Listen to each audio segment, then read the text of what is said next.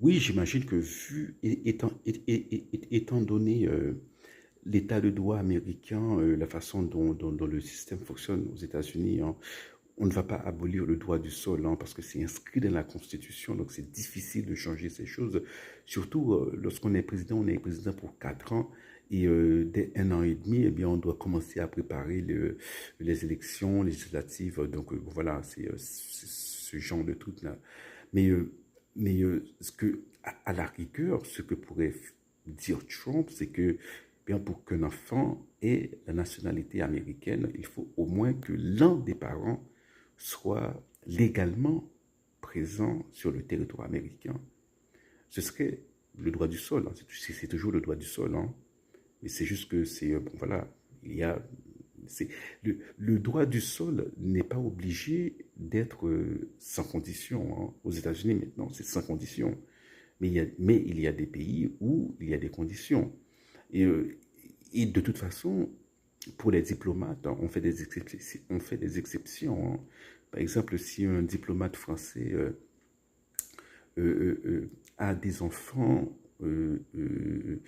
donne naissance aux États-Unis, je crois, si je ne me trompe, hein, l'enfant n'a pas la nationalité américaine, hein.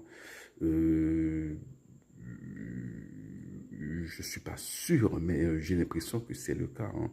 Donc il y a l'exception pour les diplomates, hein.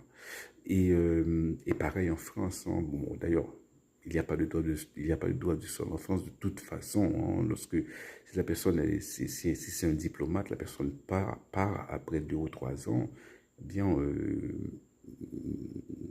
it's finished, it's over. Voilà.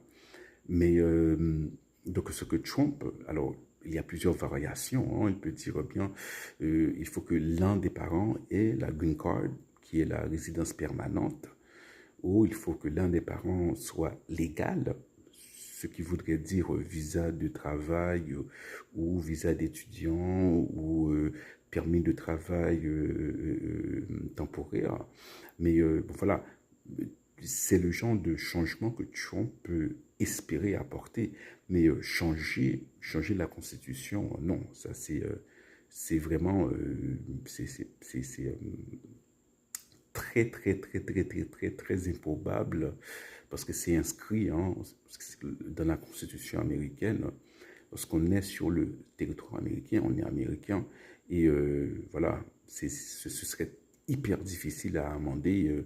Et les juges, je ne crois pas qu'ils accepteraient